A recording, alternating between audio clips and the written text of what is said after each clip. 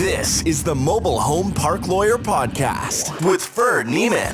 If you're looking to generate wealth and passive income in the lucrative world of mobile home parks, you're in the right place. You'll discover solutions to the common legal and operational pitfalls and how to optimize parks to maximize income. Your host is in the trenches. He's a real estate attorney, financial analyst, and mobile home park investor and operator. Now, let's turn it over to Ferd Neiman. Welcome back, Mobile Home Park Nation. Ferd Neiman here again today with another episode of the Mobile Home Park Lawyer Podcast. Today is the first of a number of these panel discussions we're going to launch into. Today's panel is on raising funds, raising capital. I've got with me four guys. They've been on my podcast before. You probably know them. They're stars in the industry. They're immensely successful at raising capital and operations mobile home parks. So really a treasure trove of information here today. I joked before this that this is an expensive meeting because the guy's effective hourly rate here is it's pretty intense, but we're going to share that knowledge today with everybody else for free.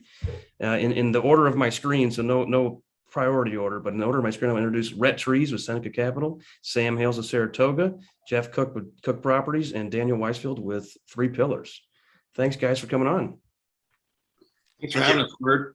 Yeah, well, maybe start with you, Rhett, just to give a quick background bio. So if people that don't know you can get to know you a little bit more. Always great to see you, my friend. Thanks for having all of us on here. I'm a disciple of all of my co-guests today, and I'm so proud to share the stage with them. I'm the founder and CEO of Seneca Capital Partners. We started in March of 2017. Immediately prior to that, I was a partner at a private equity firm called Caddis Capital. We had 12 mobile home park funds. Sold the last fund to Blackstone and an additional buyer group. And I started Seneca.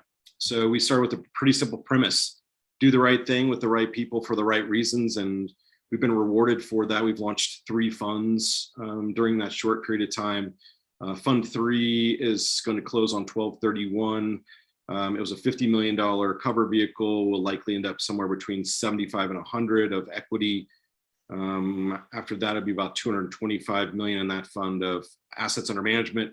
And that will put Seneca as a 3-fund portfolio, just shy of $500 million. Wow, impressive. Sam, that's tough to beat. Not that I was going to say, you make me follow that. Yeah, I look like that's why I'm not going to give you my portfolio size. Yeah, Ferd, what are we doing here? So Sam Hales with Saratoga Group.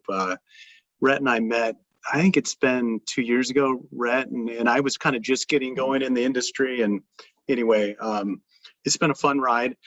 Saratoga Group at the end of the month will close. We'll be over 5,000 pads in our portfolio that we've basically done in 3 years. I mean, a little longer than that. And we're focused on value add communities, mostly in the Southeast. And then I call it like the lower Midwest, from Kansas down to Texas and Arkansas, places like that. And building a team, we've got a new office in Knoxville, Tennessee. I'm actually just went under contract for a home in Knoxville, be moving there before the end of the year. And just really happy to be on this panel and appreciate being part of this. Thanks, Sam. Jeff, how about you? Yeah, my name is Jeff Cook. I'm the founder and CEO of Cook Properties. And Ferd, thanks for having us all on. It is quite an honor to be on this discussion here with all you gentlemen. I started off in real estate back in '97. Bought my first mobile home park in 2008. Started raising money about five years ago. Just learned a lot from the gentleman here on the discussion. So far, we've raised about 50 million. We currently have a portfolio under contract where we're looking to raise another 45. So that put us up to about 100 million in just shy of 5 years. So again, happy to be on the discussion and look forward to exchanging some good ideas. Thanks, Jeff. And I'm Daniel Weisfield. I'm the co-founder of Three Pillar Communities. I'm a 3rd-generation mobile home park investor. My grandfather immigrated to the United States, worked fixing wrecked cars in his backyard, and he saved up enough money to buy a mobile home park about 40 years ago. So actually, as a kid, I'd help him with the mobile home parks, mowing lawns, painting fences. Fast forward 30 years, I decided to go into the industry. I launched my company in 2017. my family were mom and pop, so that I didn't learn a lot from them about things like capital raising or operations. I figured that out over the past 4 years, and we've grown now to around 4,000 pads in 7 states, and we're vertically integrated with around 60 employees, creating value for our residents and our investors. All right, guys, great stuff. Well, excited to jump into it. Maybe to get us going, tell us a little bit about your first capital raise, your most recent capital raise, or maybe your biggest surprise. You know, I'm here today asking questions, but I'm a student of your guys as well. I've done some of this stuff myself, but not to the scale you guys have. So I'm here selfishly to listen and learn, and then take really good notes, and then compete and get as big as Rhett one day, and so on. But no, guys, can I take this one? Can I take this question? I think I will take the cake for the most pathetic first capital raise. I don't know. No, really, we'll all compete. But if you've got any listeners out there, Ferd, who are trying to figure out how to capitalize their first deal, I think I got you guys all beat. My business partner, his wife crashed her car, and she needed a new car. And he's a very thrifty person, and he wanted to buy a used car from a police auction website. So he was cruising the police auction websites, and he sees, Toyota Camry, Honda Civic, mobile home park, 19 lots in Horseheads, New York, which is Jeff Cook's backyard. The Elmira market, not a growth market.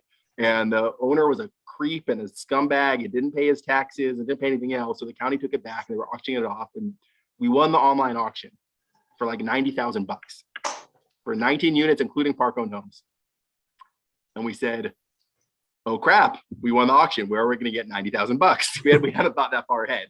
So where do you get $90,000 when you're just starting out in business? We went to our best friends, the people we grew up with, our cousins, and we said, hey, who's got $5,000 to pitch in? Who's got $5,000 sitting in a checking account? Take a risk on us. We've never done this before. No, we do not know what we're doing, but we'll do our best. We'll figure it out as we go. And so we bought this really neglected property in upstate New York with a bunch of $5,000 checks and turned it around. Nice. That sounds like a securities violation, but luckily we're not recording. Well, it was our chance to learn. It was our chance to learn securities law, right? What is an LLC, right? And how do you do it? We didn't quite do a totally proper private placement memorandum, but it was how we started learning. That's great. What about the rest of you guys? Sam, Jeff, Rhett? Mine was somewhat similar to Daniel. We had some properties go under contract. They weren't even parks, actually. Well, one was a park, a couple commercial properties, and we didn't know what to do because we had 4 properties go under contract and we didn't have enough cash.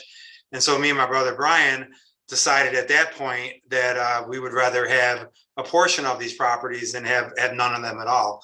And that's where it started. And just like Daniel said, it was family and friends, and kind of passing the hat. It was all pari passu, and that's how we started with our first raise. So it was, we still have a lot of those same investors right now. So yeah, oh, go ahead, Rhett. Go ahead.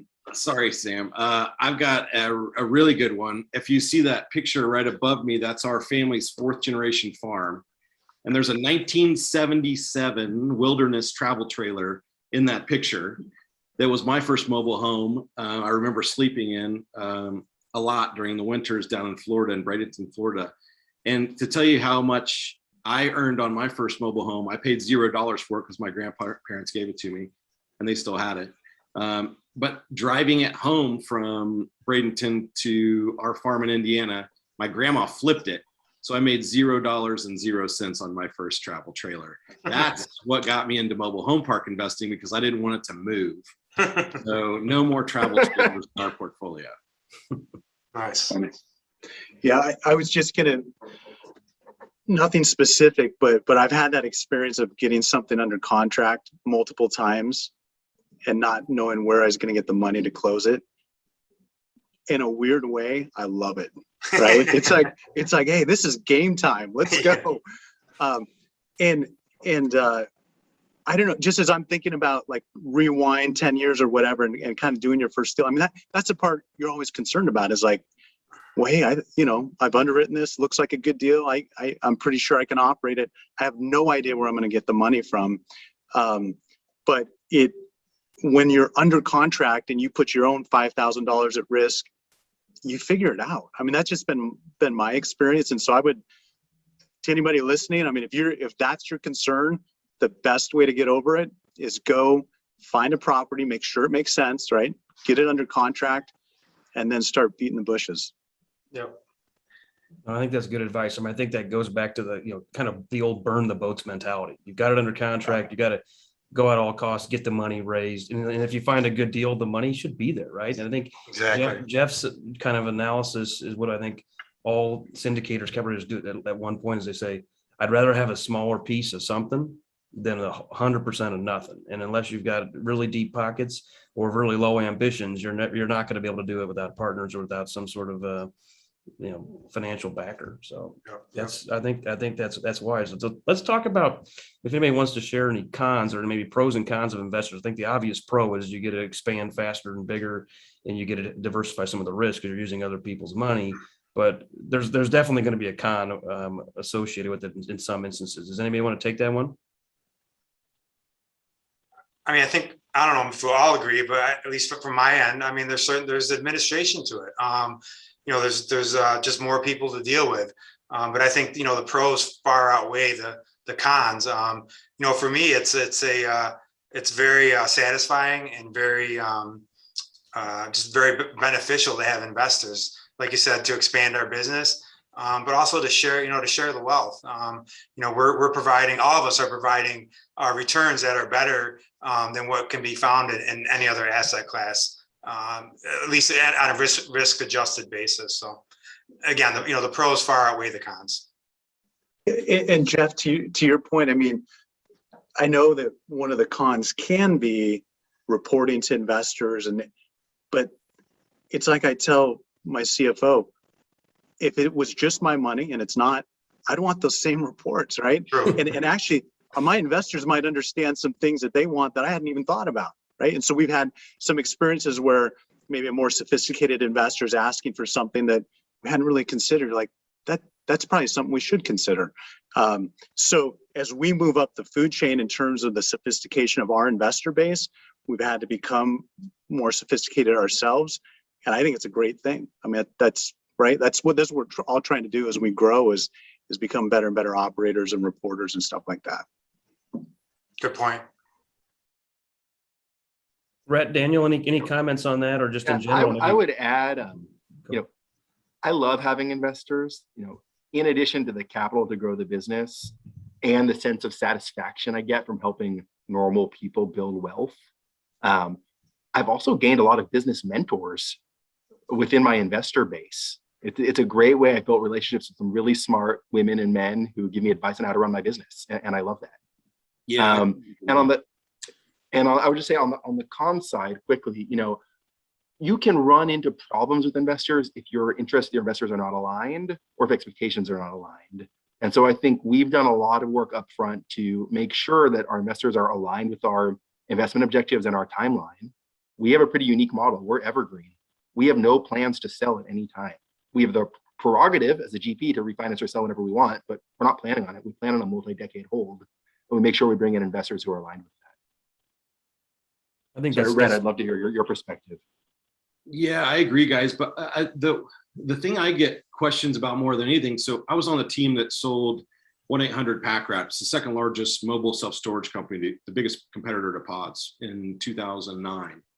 And I have the unique and untrammeled vision of knowing what it's like to be an investor with my family office and to be a sponsor, right? So I think of what I do every day as what would I want to invest in? And I think that everyone on this panel has done a fantastic job of that, of escalating the institutional perception of mobile home parks. Because when I got in the business 2011, 2012, man, it was literally past the hat. And it was a bunch of guys that you'd want to drink a ton of beer with, but not much else. And so, I'm grateful to each of you for doing that. And I have people ask me more than not, like, why didn't you just do it with your own money? And that doesn't resonate with me at all, because I'd be so bored, and I'm an extrovert. I love people, and I wouldn't have a platform. And for me to be on this panel with you guys today, you'd ask me like, okay, well, if you don't have any investors, so you're not very helpful. And our investors span the gamut from Texas A&M Foundation, who's our anchor in Fund 2 down to $100,000 for a friends and family investor. And we run that gamut in Fund 3 from 100,000 to 19 million. So we've got every bit of investor group and kind of profile that you can imagine. But that's the reason why I do it, because I get up every morning and I have two goals: provide the cleanest, safest, affordable housing to my tenants, and to give $2 back to each of our investors for every dollar they gave us. I mean, it's a really simple life that I live, because you can just break it down to that formula. That's great stuff. Now, Rhett, you probably have more than the rest of us. You mentioned big foundations. What is your view on, and maybe others too, if you've dealt with this, many small investors versus one big one? I know my first syndication, it was only 750,000. It was a single one-off deal, but one group brought 500,000. So they were a big player. Well, then I felt like, well, I kind of owe them a little bit more. They gave them the same return pro rata, but they called, hey, our fund's being audited, so we need to get inside your fund. And I'm now getting audited. Like, okay, I'll do it. I'm not hiding anything, but that was a lot more work for me that I didn't sign up for. But I'm like, I'm going to tell this guy no, and that's going to really look like a red flag. So I had to answer to the bigger player in this example, where the other 250,000 were friends and family. I mean, I had guys, I sent him 185-page PPM. He just calls me and says, I'm not going to read this. Is this a good investment or not? And I was like, I'm kind of on the other side here. I'm your buddy. I'm your lawyer, or I'm a lawyer. I'm a GP on this. And I was like, I can't really answer that. He goes, Ferg, I'm not invested in the deal. I'm invested in you. And if you tell me it's a good deal, he goes, you got to come pick up the check, because I want to look you in the eye when you tell me it's a good deal. And they did. They gave me 50 grand. It was a big deal. And the deal worked out really well. And we just refinanced it and gave him back over 150. It was 18 months later. So he was pumped. It was a really strong yield on that. But that deal, he was the opposite of a big investor. But you know what? 50 he'd never written a check that big, and he couldn't write one for 60 or for 100. So I recognize the con of the small guy, but I also, there's many hands make light work, but at the same time, somebody can stroke you a $19 million check. It saves some phone calls. What are your guys' opinions on that? I mean, sure, all of us have had small and then large and perhaps extremely large investors. Jeff, I'd love to hear from you. Yeah, Jeff, you're in the middle of a big raise right now. I'm curious, what's your preference? Yeah, so we just started a raise for a large portfolio we have under contract. We did bump our minimum to 250,000 to try to encourage larger checks. I'm not so sure if it's working or not. We do get people that ask us, hey, it's a 250 minimum, but can we come in lower? And I tell everyone, well, let's take it case by case. We started another offering at the same time with a $50,000 minimum, thinking that would help to alleviate some of the people that didn't want to come in at the 250 level could come in at the 50 level. So I'm not sure. We're still trying to sort it out and still running through the raise. But I mean, we always have a 50 as a minimum for any of our offerings. We love our $50,000 investors. We love our $5 million investors. Oftentimes we've seen where our $50,000 investor is just trying to test the waters, and then on the next go around, they come in at 500. So, we do try to treat everyone the same. Thanks, Jeff. Sam, Daniel, you guys have a comment on that? Well, I think we probably all have the experience if the check's bigger, the expectations are, and sometimes they're going to want maybe some control or whatever. I know we've had the experience recently of maybe garnering a lot of interest from larger private equity groups and that sort of thing, and it sounds great, right? I mean, the latest one was they want to give us $150 million, and my first response was, I can't spend that. I don't have that pipeline. I've got a pipeline. I don't have that kind of a pipeline. Right. And then in addition, then they're asking for all these other things, maybe including some control and that sort of thing. So it seems to me like the sweet spot is kind of being in that 100,000, and maybe small family offices come in with a $5 million check or whatever. And I think I'm hearing the same thing from Jeff and Rhett, and that's been our experience. That's been kind of a good place to play, and we get sophisticated investors, but they're not asking to run our business for us. We feel like we're going to do a better job for everybody, if we can run it the way that we know how to run it. So. Yeah, we have a unique perspective because we are a registered investment advisor. We're the only one that we know of in the sector, which brings an incredible amount of oversight, compliance, and we're SEC registered. So we have FINRA, the state of Colorado, SEC, and that's been a huge blessing for us because we can raise larger checks because of the alliance of interest that we have with our underlying clients, mainly family offices. But everyone has to be a qualified client, which means that you have to have 2.1 million or 2.2 now in personal net worth, which brings the threshold up for our investors much, much higher.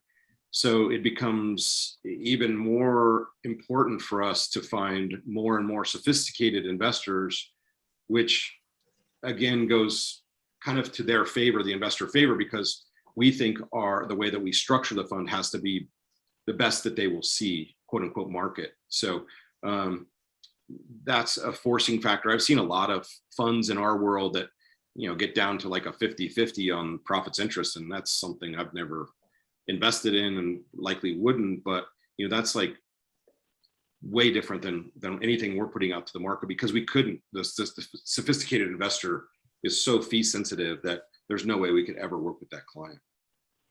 That's Jeff or Rhett, I appreciate you saying that. I mean, you obviously have a different, and I think we talked a little bit earlier, maybe before the call, about what each of us have for differentiation. I think one thing to differentiate your group is that RIA and that level of panache of, hey, we got this whole system set up. Maybe for the others, what is something that you guys try to do to differentiate? Obviously, I know Jeff focused on New York State. You said the blue waters in New York State, something different than a lot of other investors. It's less competition there, and you really mastered. I know, Sam, you've moved more and more to your portfolio. You're moving your own family, right? You're moving more to the Southeast, away from the West Coast. I know Daniel, generally West Coast profile. Is geography the focus? Is it, risk appetite? I know we've talked too about them, and we'll talk more about reporting and talk more about investor profile and yield. I mean, and Rhett just mentioned splits and fees and stuff. And I've got a little different, maybe not different like wrong, but different as in a different worldview on that from a GPLP. But maybe Daniel, tell us first, if you would, like, what is your differentiator for your investors, and then Jeff and Sam will jump to you next. Sure. So first of all, like a lot of you guys, I see myself as a mission-driven operator. And I think that's really important in this space because, as we all know, there are some questionable actors in this space. And for me, just like Rhett said, two-part mission, residents and investors. We got to do both. If I'm not doing both, I don't feel good about myself. So that's number one, that social mission. Number two, we pride ourselves on being nimble and creative and flexible and assessing each deal on its merits, right? And being maybe a little more flexible with some of the bigger institutional guys. So we'll pay a premium for Class A parks if we think the deal makes sense. And we buy a lot of kind of Class B workforce product. And we buy some really rough Class C parks and turn them around, right? On septic and well with gravel roads. So we play across that risk spectrum, and we pride ourselves on being flexible in that way.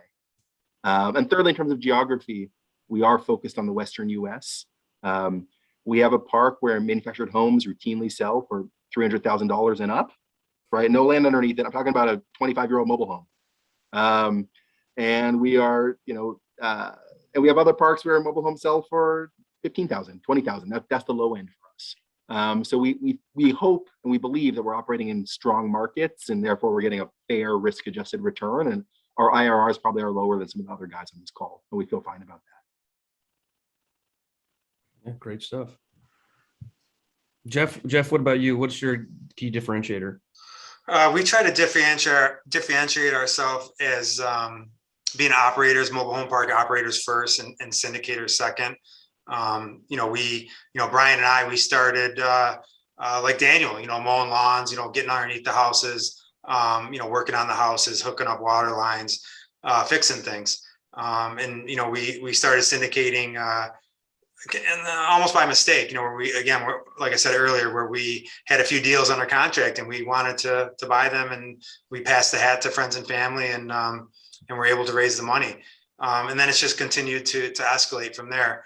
But again, first and foremost, we think of ourselves and we act as operators. And we kind of like what Daniel said, the mission driven business, us is, we want to do unto others as them unto us. We're strong, firm believers in karma. And I think like Rhett said, we always try to just do the right thing. And when we do the right thing, things always work out for the best. So. Awesome. Can I jump in real quick? Yeah, go ahead, Sam. Yeah. So I'd say a lot of ways we're probably similar to three pillars. Daniel and Joel and our team have spent a lot of time on the phone kind of going over stuff, and they're kind of doing the same thing on the West Coast that we're doing in the Southeast. So we're passing deals back and forth all the time. So that's one thing. Like we kind of identified early on after looking at some data with regards to the Southeast in terms of, standard metrics like 3-bedroom rents, median income, all that sort of stuff. If I look at Grand Rapids, Michigan versus Greenville, South Carolina, all those metrics are pretty much the same, except at least when we were looking at the data, it was over $500 a month for a lot rent in Grand Rapids, and it was less than half of that in Greenville, South Carolina. I'd rather be in Greenville, South Carolina. There's more net migration and all those sorts of things. So we really, really like the Southeast, from the Carolinas, Alabama, Tennessee, Georgia, northern half of Florida.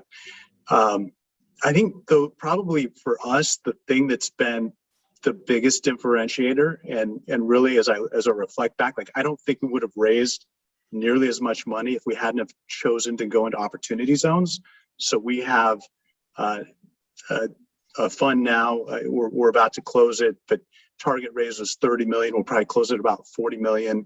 It's an opportunity zone fund, so we're only buying mobile home parks in OZs, but it's created a lot of synergy for us in terms of investors coming into that fund and then wanting to kind of do other just standard mobile home park investment with us. And along with that, I mean, I tell everybody every mobile home park, at least the kind we buy, should be in an opportunity zone, right? I mean, these are the people that need and the communities that need the investment. And so we're really not doing anything different there, but we have a team. We now have 4 full-time project managers that are just managing all the roads and the clubhouse renovation and the solar lights and just all the things that we're doing. I mean, there's just so many of those projects going on. I think that's a little, most people I talk to in the space are hoping, they'll take on a couple of those projects, but they want a lot of stabilized stuff in the portfolio. And we kind of have like a couple stabilized things in the portfolio and everything else is projects. So we're pretty heavy there. Thanks, Sam. I appreciate that. That's good. And I know you guys, that OZ fund, that was a great idea, right? It brought money in and you did differentiate yourself. That's why I first ran into you and your brother, that you guys are doing OZ stuff. And we talked about that a while back. That's great. One other thing that, we talked about how to differentiate from a pro and how to do some of the reporting and then interest aligns. I want to talk about fees and stuff too. But I'll tell you, I invested as an LP in a group, and how they differentiate themselves from you guys is they take lots of fees, they mismanage the project, and they do no reporting. So they're really special. There's three partners. If I wasn't a lawyer, I'd know that I would probably say who their names are, but I'm not going to. But I'll tell you that they're fighting each other, they're suing each other, and I hope they just sell all this stuff so that I get my money back. But seriously, in 3.5 years, they've given me no reports. I barely get a K1. They violate loan covenants. They violate SEC regulations. They violate tax regulations. My interest is like $65,000, so it's not enough for me to sue and fight the fight. But somebody else, who's a judge, is suing them because she has a lot more money in the deal. So I'm kind of riding the coattails of another lawyer fighting the fight. But I'm curious for you guys, and because of that story, which, when I started syndicating about 3.5 years ago, I decided I was doing monthly reporting. Well, profit and loss, balance sheet, trial balance, rent roll, site map, narrative, that becomes a lot. You do one deal, it's a lot. You do 2 and 5 and 10, all of a sudden it's like, okay, I got to go to quarterly. But then I also have other groups of guys do annually, guys do periodic. Sometimes I'm in some apartment deals as an LP where they just give me a brief 1-page paper with some pictures, but there's no financial docs. I'm curious what you guys do as far as reporting. And maybe to piggyback on that, do you pay let's just cover that one first. I don't want to mix too many topics together. So maybe I'm going in order again on my screen. Rhett, Sam, Jeff, and Daniel, just go from there. If you don't want to share, you just say pass. But I'm curious if you're willing to share what you do for reporting. Yeah, it's actually in our docs. We put it in there. We actually had KPMG audits from inception with all of our funds at Seneca, which is a huge differentiator for us. All of our big clients love to see that. It's less costly than you would think, and it's a big deal.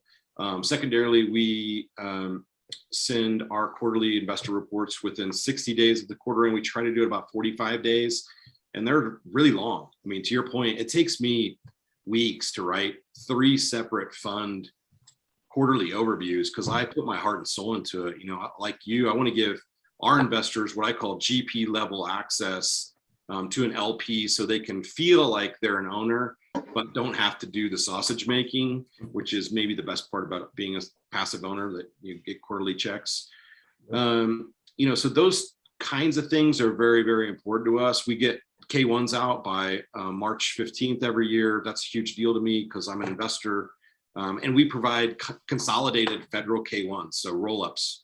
So our investors don't have to go to state by state level. We think that's very important that we do that heavy lift for the investor, present them with one K1 document that's, just a pristine document they can hand to their tax guy and go, here, let's rock and roll. Great. Top notch. And we're sticking to the same order, right, Ferd? So once again, Sam looks like a chump following. Hey, I want to be like Rhett when I grow up. I'm like taking notes here. I'm like, oh man, my investors would also love a consolidated federal K1. We haven't given it to them yet, right? So, but we're doing quarterly reports. We send out pretty regular emails. Yeah, we'll just do an update. It won't be a part of a big report, but just say, hey, look, we just bought this new property in the fund, and here's another couple exciting updates or whatever. And then we'll probably about every 2 weeks, we'll send out just a delinquency report. That we kind of started doing that with COVID because of, that was top of mind for us and for our investors. So we started doing that. But yeah, we're pretty much quarterly reports. Great.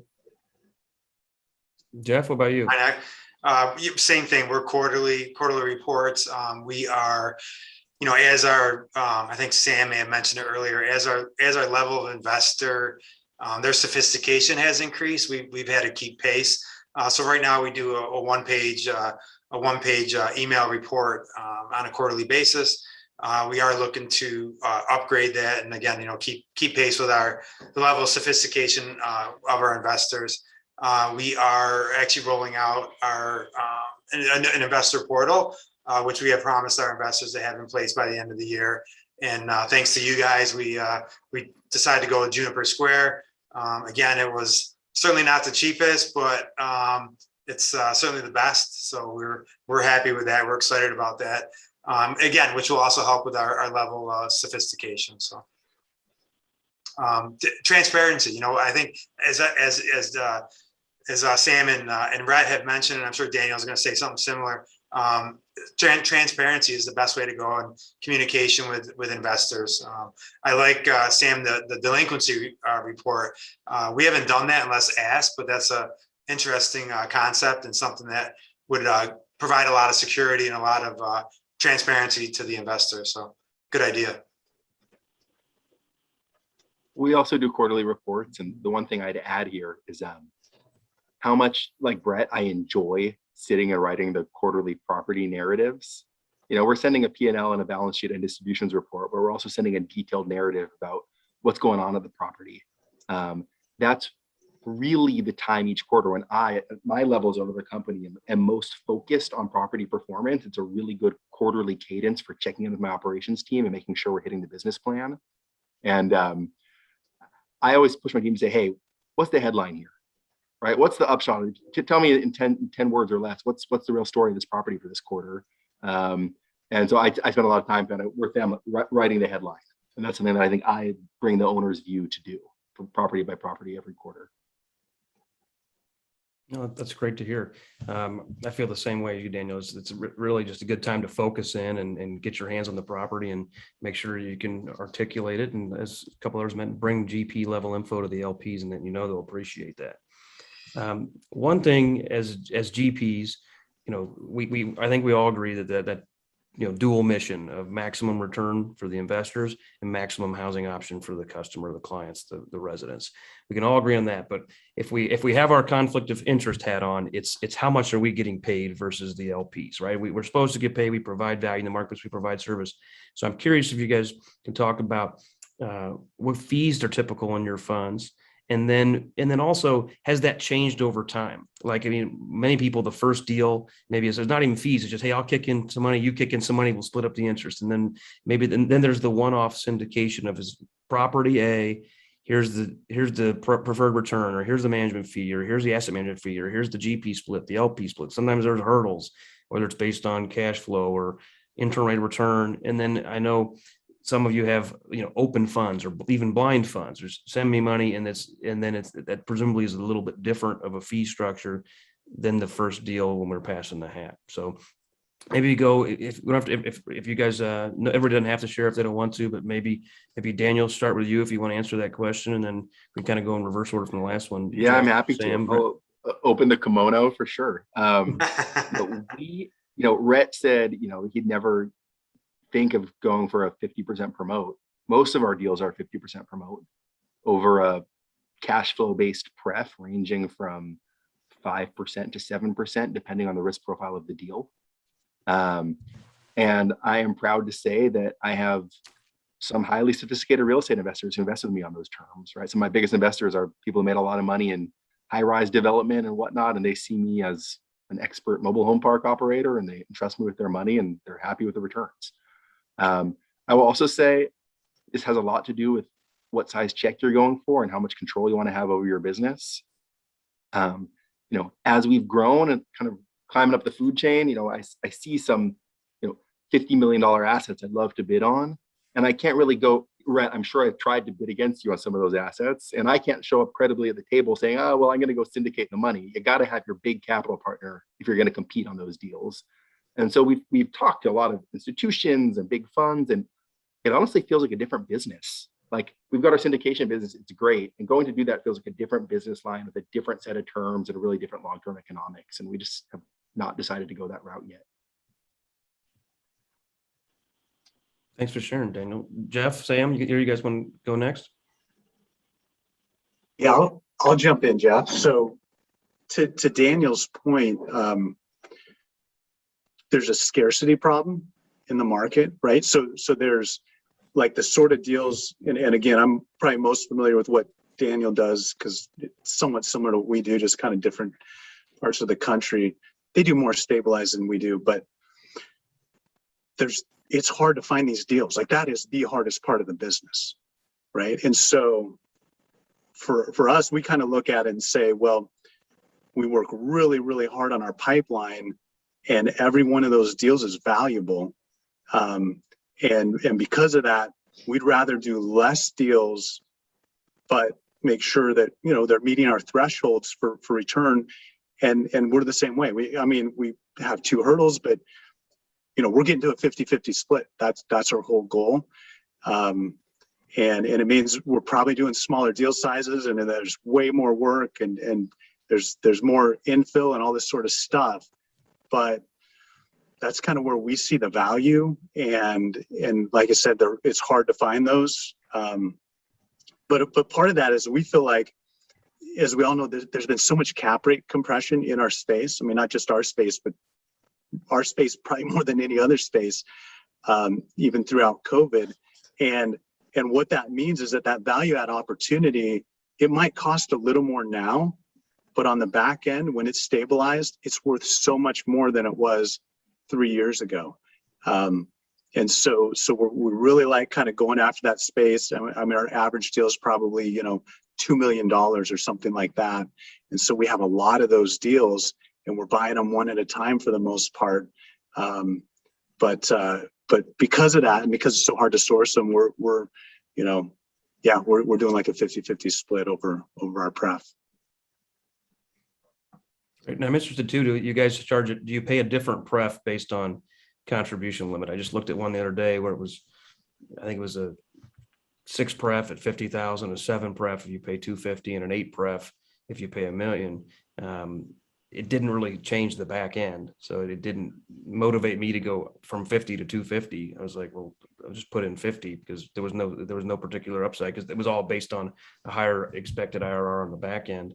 I'm interested in that too, and maybe Jeff, I'll let you address that one. Do you pay a different preferred return based on the contribution level, and then just in general, how do you guys share the fee split, or how do you balance those interests of LPGP? Yeah, so on our last fund that we just closed, we were at a 80-20 split, 80 to the LP, 20 to us, 8% pref. We felt we had to be aggressive because that was our first big raise.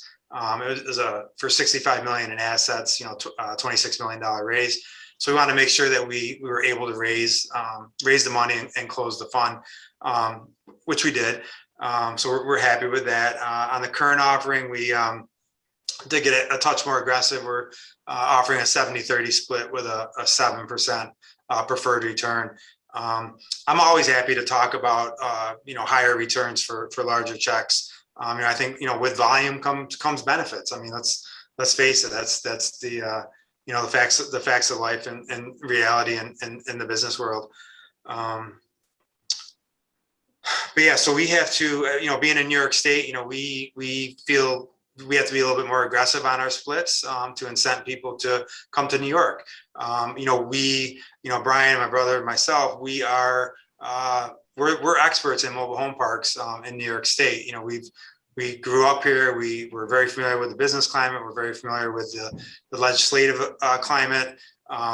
We're in touch with people in the government to try to have them see things our way. They don't always listen, but we do try.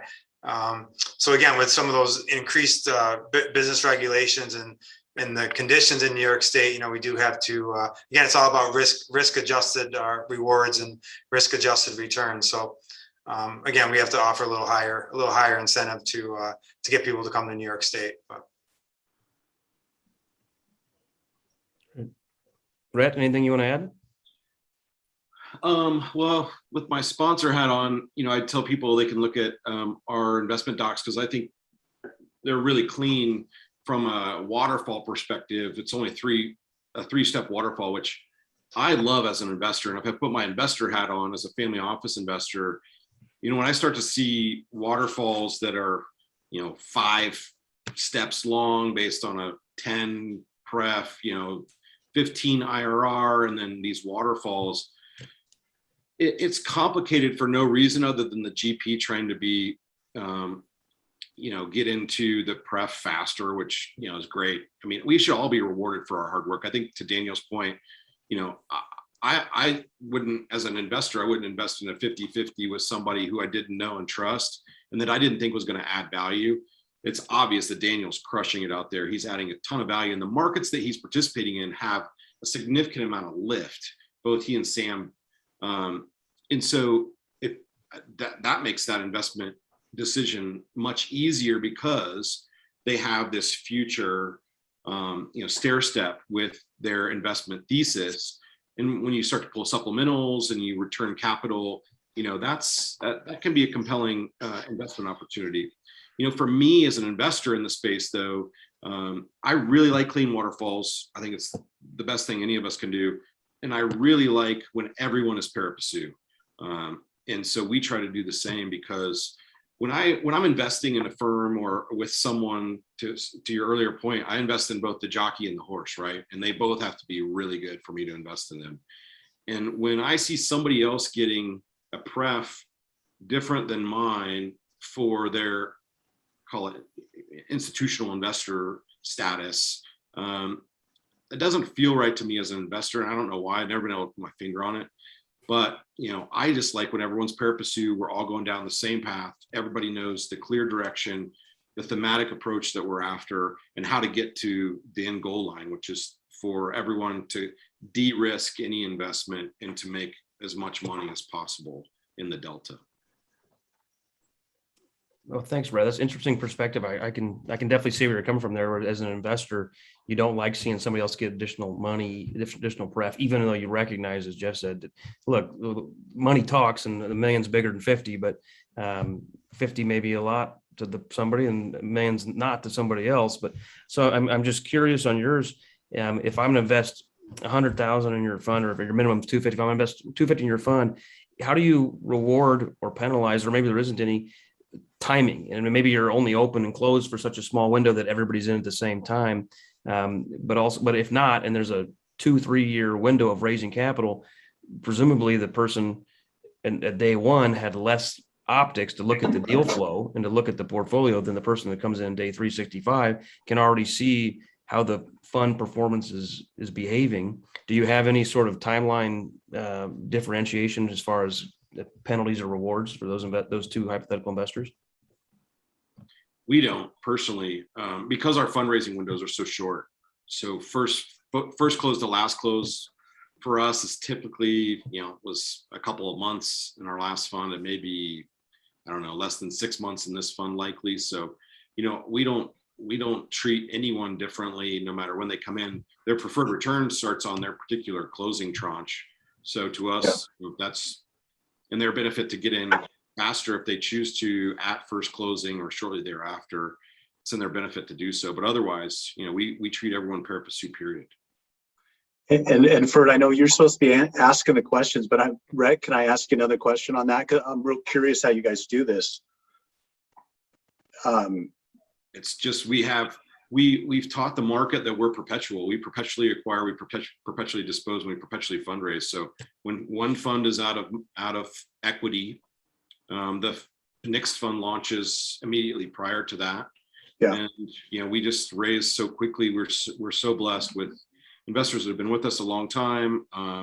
People in the industry, new investors that have heard about us through various different ways.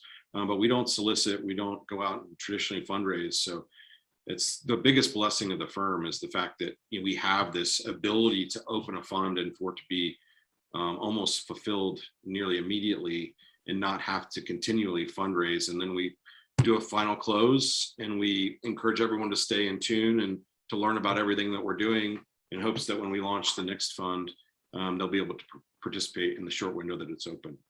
Yeah. Cool. Yeah, we kind of do the same thing. I mean, ours usually takes about 12 months to fundraise. We try to keep it under 12, and we just prep starts as soon as the money hits the account. But yeah, we don't mark up the assets for later investors or anything like that. I know a lot of people do it. To me, it's a little complicated. It sounds like we kind of feel the same way. Like we try to keep it simple, right? Because it's like, if it's too complicated, that's just like, there's friction there. Like you could like turn into an argument or whatever. We're just not interested in that. But in your case, you guys, Rhett, I mean, you're going to be holding these for a few years and then liquidating the fund. Is that the idea? We've been pretty vocal from day one about launching 5 funds in 5 years and selling them simultaneously to a single buyer. Got so it. That's our thematic approach that our investors seem to really resonate with, was that we're going to do this every year and a half, and at some period in the future when the market is right, we will sell all of them simultaneously. Yeah, makes sense. Because Daniel, I mean, you guys are kind of doing evergreen, right? Which is a little bit what we're doing.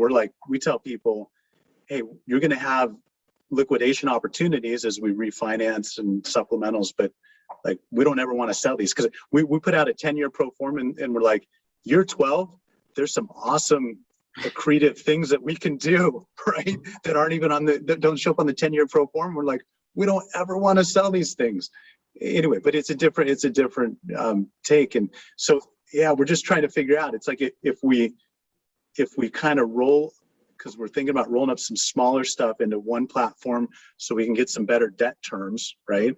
And then keep it evergreen. And then it's like, but then again, I like simple. And then it starts sounding a little complicated, because how do you value all that? Do you run a NAV calc and bring new money in? And I don't know. I've got more questions than answers. That's all. That's a great question. That's one I wanted to ask you guys in particular is, and I know, some of you guys in particular, you've got different, you started just you and a couple friends, and now it's a syndication. Now it's a fund. You've got I don't say conflict of interest, but you've got probably one accounting department that's doing accounting for all of those. How is their wage paid for? If you've got an audit or a, tax filing for a particular property, that's easier, right? But how are you guys divvying up maybe overhead, and, or if you're are you rolling deals up, as Sam mentioned, you're getting ready to do, perhaps, what's the proper valuation? Obviously, if you bought the deal 5 years ago and it's got better occupancy, better NOI, it's worth more. Everybody gets it. But if you're the guy valuing it, there's a conflict of interest depending on your splits in each. So obviously there's an appraisal market, but we all have had, I'm sure, experiences with appraisers that aren't the best as well. So I'm just curious, maybe Daniel or Jeff didn't get to answer that last question. Maybe if you have any comments on that, and we can circle back to the other guys here as well. I don't have anything very interesting to say. I mean, all of our properties pay the same property management fee to our in-house property management company to cover overhead. And I haven't run anything yet in our structure that we needed to peanut butter and spread across different entities and figure out how to do it. So my answer is pretty boring. It seems so, but it's percentage basis, I assume, for same fee, not same Yes. flat fee. Okay, so a property got 100 pads, presumably going to have more than 20 pads. So fair enough. That's how we've done it too, is a property management fee. Jeff, you're similar to Daniel? Yeah, same thing. Our management fees cover our overhead. Great. Including employee salaries. Yeah. Great. I'd say the only twist that we have, just because we buy a lot of vacancy, is we do it based on the occupied pads. It's not perfect, but that's what we've come up with, just to try to keep it fair. And obviously, as a property is generating more revenue, they're gonna, more people are gonna take more overhead. So we think it mirrors reality pretty well, but trying to keep it simple. That's how we do it. Great.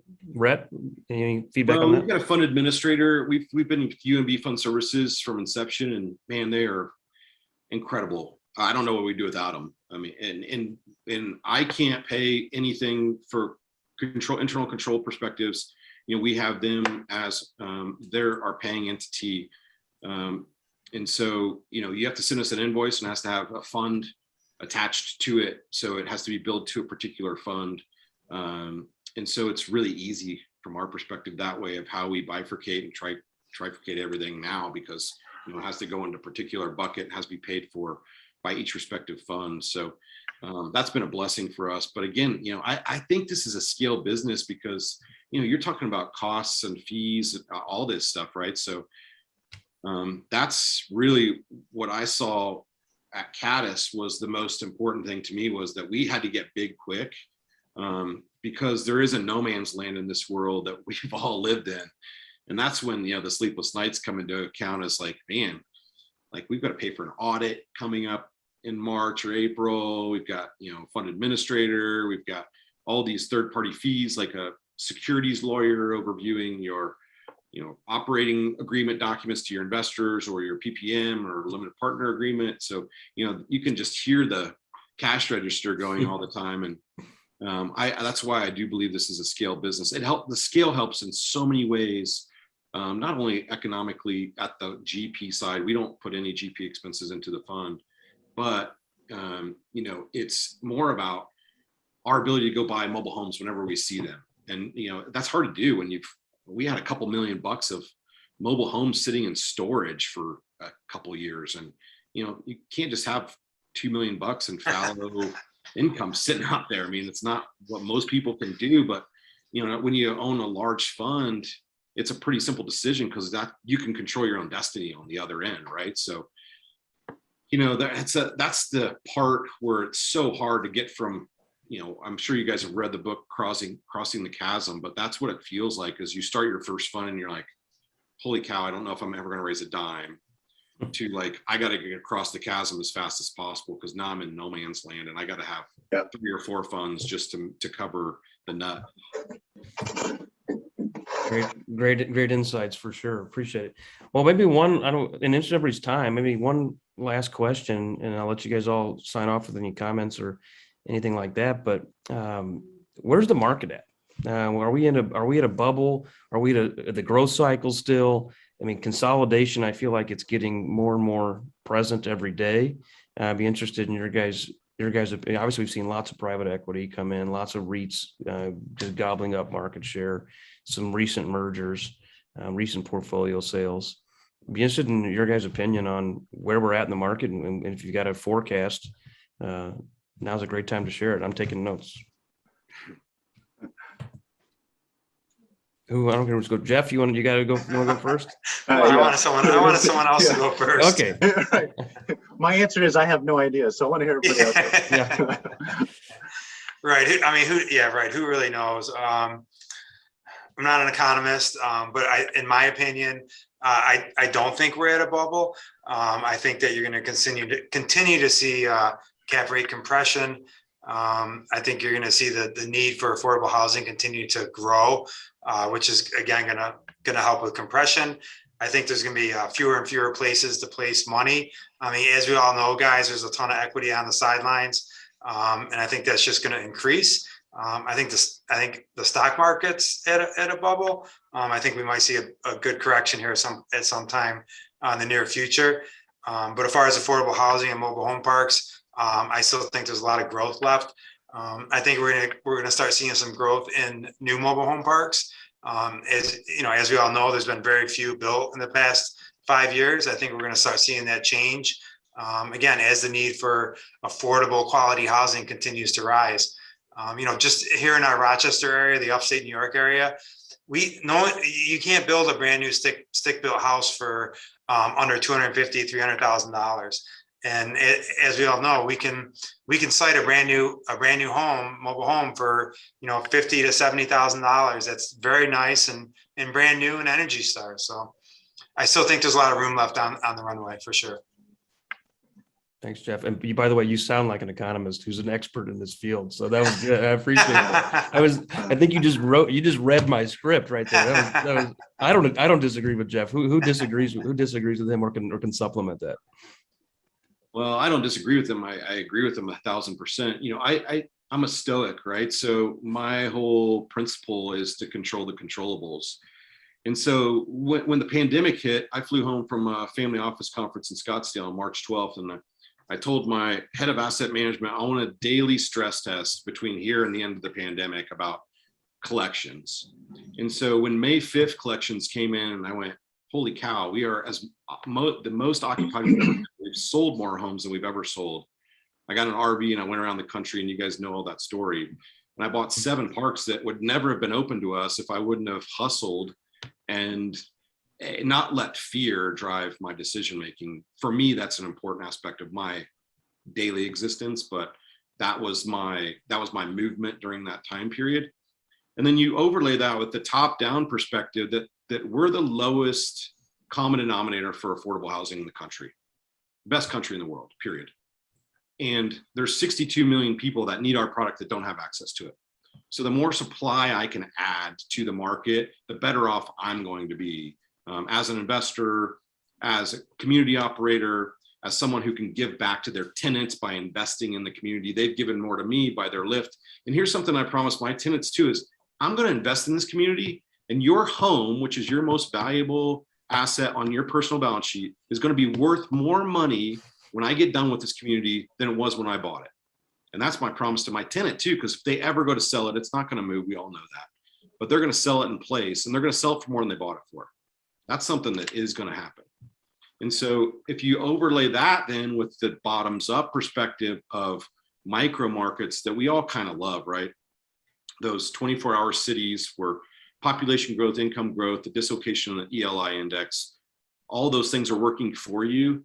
It's really a peace of mind that you and your investors can have, and you can sleep well at night knowing that you're doing the right thing for A, society, and you're adding supply, but B, it's an investment that is going to be pretty recession resistant at the end of the day. And I've been through a lot of stuff in this business, mobile home parks especially, and man, it just proves again and again and again that it's so resilient because of all those factors that I just mentioned. I'll add, look, Yeah. sorry, Oh, go go ahead. ahead. No, Daniel, go ahead. I was going to say, look, we're all cheerleaders for our sector. So let me say something a little contrarian here, although I had to scratch my head to think of it. Like, I believe there is massive demand for our product type, and our parks will stay full. Our tenants will continue to pay rent, and NOI will continue to grow. I see a ton of runway on rents, that's for sure. In most of our markets, rent is a third of apartment rents. There's no reason it should be. So I'm bullish on the asset class. That said, are we in a bubble? Heck yeah. By historic standards, right? I mean, the fact that we're looking at crappy class B parks in B- markets and they're trading at 4 caps and sub 4 caps, that sounds like a bubble to me, right? But I think what it means is it's a bubble by our historic lens. But if we look forward, as people are invested in this asset class long term, I think the market will adjust. And I believe investors will start expecting single digit IRRs in this asset class. And I believe the market will say that is a fair risk adjusted return when you look at how well these assets have behaved over time and will continue to behave. That's my view. Yeah, I disagree though, because I think you're rewarded for the hustle. And I know that you're out doing this, dude. And I know everybody on this call is doing it, because I watch Sam do it all day. And Jeff's, Mr. New York, he owns the entire state now. The fact that, if you want to sit around and wait on the brokerage community to what I call toss a deal over the fence, right? Then A, you're going to be extremely bored, and B, you're never going to buy anything because it's at a 4 cap. And if I'm a broker today, it's the easiest thing I can do is list any mobile home park for a 4 cap and think I'm going to sell it, because they probably will. There's somebody out there likely going to buy it. Where we've seen a ton of success is our creativity and our ability to utilize bird dogs and others who are out there shaking the trees for us on our behalf only, and hustling. I mean, we're out there doing the things that people don't want to do. We're on site 48 hours after we get a deal, and nobody else wants to do that. My wife hates me for it, and I never see my kids, but it's where we're at in the market. So yeah, I'd love to go. We're bubble, but we just, we're seeing 7 cap deals out there that are deals that we found just because the mom and pop don't know. If you don't know, that's where the void is in this market right now, is if you're not sophisticated, which, unfortunately a lot of mom and pops aren't. And I've talking to a seller we're buying in Wisconsin from this morning. He's like, you know what I love about what you're doing is you're bringing energy to my community, and you have these creative ideas that I never would have thought of, and I wouldn't have been invested in because I'm mom and pop and I was living off the cash flow. So I think that's where the kind of delta money in the middle is right now, is the hustle, but then the creativity, and then bringing the new homes in, which is something we're all going to struggle with for the next year and a half, is just the supply of homes that we're going to find for infill value add. Yeah. Brett, my rebuttal, don't you think though that probably 75% of the deal volume is those hustle deals, but probably, I don't know, I'd guess 70% of the market cap or the dollar volume of deals is institutional deals that are probably less value add and trading closer to that 4 cap range. Well, I think from a dollar perspective, of the market, I think 90% of the market is, the broker throw a deal over the fence. I mean, we just walked from a deal that I loved, man. I went up there before it even came out. Broker gave us a heads up. It's a broker we really work with closely, and said, I'm going to give you like a heads up. You can take it off the market. Flew up to Wisconsin on a moment's notice, like literally 8 hours notice, and couldn't get to the number that the seller wanted because the broker had whispered in their ear, here's the number. Yeah. And it sold for $1 million over what we rode against in a tertiary town in Wisconsin. That beautiful park, 1990s vintage, gorgeous. One of the prettiest parks I've seen in a long time.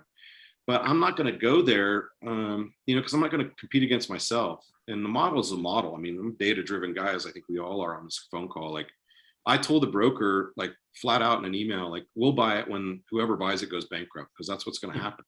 Exactly. Yeah. No. And that's what I was going to say, Rhett, is the concern that I have, kind of to Daniel's point a little bit as well. I think you guys are both saying this, but we're seeing there's non-operational money, right, that's coming into the business chasing operational deals, right? So there was a portfolio that you guys might have seen it. It was in Atlanta. It was kind of some rougher markets, but hey, it's the Atlanta MSA. and we know that MSA really well. And we knew these parks. In fact, yes, communities used to own some of them. I called Steve Schaub and I'm like, hey, I'm here at this park. And he's like, don't walk, run. He's like, we own these. He's like, and he started telling me this story about like their guards riding little golf carts around and getting shot at and all this stuff. Oh my God. And I'm like we underwrote the deal and we're like we know we need to be aggressive on this, but there was some upside and we're like I think our number came in at 70 and it went for over 100 million. Wow. I mean, we weren't even close, right? And anyway, I don't want to maybe say, but there's a lot of money coming in where they think they're buying a coupon to clip and they're not, right? It's like there's way, and so I'm with you, Rhett. I think that the bubble is when some of these people that have just been plowing money because they need yield, they need return, and then they find out, hey, you actually have to know how to run a mobile home park to do this, then I think those things are going to cycle back. And so I don't know what that means. I don't know if that means that it crashes. I don't really think so, right? There's enough good operators out there that like we're gonna be there ready to take those over. But that's kind of my big concern. I don't get concerned when they're buying, Blackstone's buying the real nice park down in Phoenix and paying a 3 cap or whatever. I'm like, they're getting what they're paying for and they're going to do fine, right, over time because they have super cheap capital. But when they're buying stuff that actually needs to be operated like workforce housing and they don't know that, that's going to be a problem. There's a lot of wisdom there in those comments. I want to tie that together because I said I agree with what Jeff said and I do, but I think I agree with something all of you guys said. I mean, and Daniel said, are we at a bubble? Well, I think it depends on what's the definition of bubble. I think we all agree that we're not at a bubble, meaning it's going to burst to nothing. But are we at a bubble as far as premium pricing for the risk adjusted return? And what Sam's talking about there at the Phoenix deal, that's a fair price for an A+ community that's stable, that's going to just coupon clip. But the deals you're buying, the deal in Atlanta you described, that's not going to be a coupon clipper. And there is a lot of non-operational money coming. I sat here when COVID happened. I saw pricing go through the roof. And I jokingly said to my team, I said, I'm looking to buy a can of Coke with a couple dents in it. It's worth $1. I'm looking to buy it for 80 cents and fix it up and sell for $1.10 one day. But there are guys that are so thirsty to get in this space, they're going to pay $2 for a can of Coke just for the privilege of taking a sip. And I said, I told my dad the same thing Rhett just said. I said, we're not going to buy a deal for 2 or 3 years. When these guys go belly up, then we'll maybe buy it. I said, well, what I'm going to do, I might as well practice law. So I said, I might as well throw a podcast. I hadn't practiced law in 3 years. So might as well throw a podcast up, see if I can get some clients while I wait for these guys to go belly up. Well, then it ended up it ended up working both ways, I guess. And we bought 7 or 8 deals this year because we were able to find that unturned, that stone that went unturned. But stuff on the market, stuff that's call for offers, I just delete it. I'm not going to win the beauty pageant with guys. And I've got a client that's got a $500 million line at JP Morgan and he's buying stuff. And I'm like, that's 20 minutes from my house. I would pay a premium for that. I'm at half of what you're, but again, he is a different investor profile, different investor yield. He's not necessarily crazy. It's, you may drive a $500,000 car. It's right for you. I may drive a $5,000 car. It's right for me, right? It's what are your investment goals? What is your yield? How do you deliver to those investors? How do you deal with those clients? And then, what kind of adventure do you want, so to speak? You want the deal that's got a lot of hair on it, or do you want the deal that is coupon clipper and you can scale that way? So probably no wrong answer there. I think we all can agree on a lot of the ethos that we put into our operations. I've really enjoyed spending this time with you guys. Does anybody have any closing comments before we jump? I've taken too much of your time. Please don't send an invoice. But this has been fun. Hey, we're worried about you sending us an invoice. Yeah, I'll give you guys each introductory rate here. You're the attorney. We don't even know how to send them, man. Come on. No, thanks a lot for it. This was great. I really enjoyed it. Yeah, it was awesome. Yeah, I think if there are listeners out there, Ferd, they'll do themselves a favor if they call any of the other guys on this webcast and bend their ear, because they're some of the most important people I've ever met in this industry, and they're the smartest. And so, do yourself a favor, give them a call, learn about what they're doing and how they're doing it, because they're great guys and people that I look up to and are doing wonderful things for our industry, which is most important. Couldn't agree more, Rhett. Appreciate it, guys. Thanks, Thanks, guys. everybody. All right. Bye now. Thanks, everybody. Talk soon. Cheers. You've been listening to the Mobile Home Park Lawyer Podcast with Ferd Neiman. Ready to learn more? Go to www.themobilehomelawyer.com for free resources and materials to help you succeed. If you love the podcast, go to Apple Podcasts, give us your review, and subscribe today. Thank you for listening. Neither the Supreme Court of Missouri nor the Missouri Bar reviews nor approves certifying organizations or specialist designations. The choice of a lawyer is an important decision and should not be based solely upon advertisements.